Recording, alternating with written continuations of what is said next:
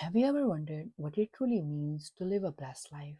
Not a kind of blessing worlds talk about, like wealth, comfort, or status, but a deeper kind of blessing, one that touches the soul.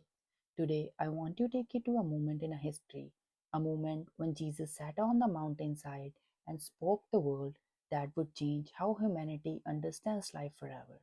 This teaching is known as the Beatitudes. It begins like this: when Jesus saw the crowd, he sat upon the mountainside. His disciples came to him and he began to teach them. And what he said was not what people expected. He said, "Blessed are the poor in spirit, for theirs is the kingdom of heaven." Think about that.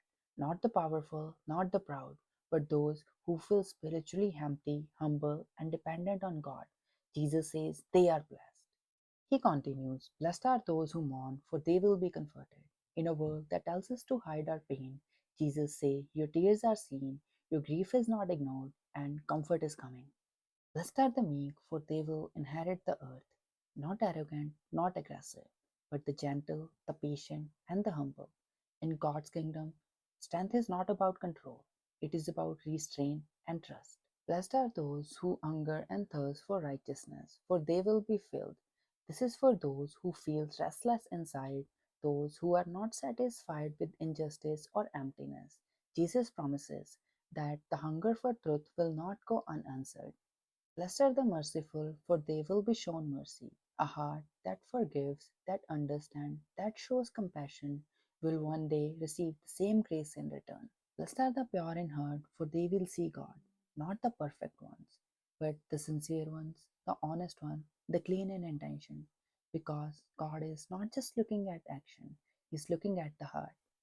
Blessed are the peacemaker, for they will be called the children of God. In a divided world, peace is not weakness, it is divine strength. Those who bring healing instead of conflict reflect the very nature of God. And finally, Jesus says something powerful. Blessed are those who are persecuted because of righteousness, because there is the kingdom of heaven. Even when doing what is right brings rejection, even when truth brings suffering, Jesus says, "You are not forgotten. Your reward is greater than what this world can see." And then he ends with the promise, "Rejoice and be glad, because greater is the reward in heaven."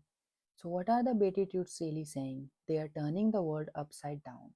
They are teaching us that true blessing is not found in power, but in humility, not in proud, but in surrender, not in control, but in trust. If this message touched your heart, stay with us at Hope House, where faith meets everyday life.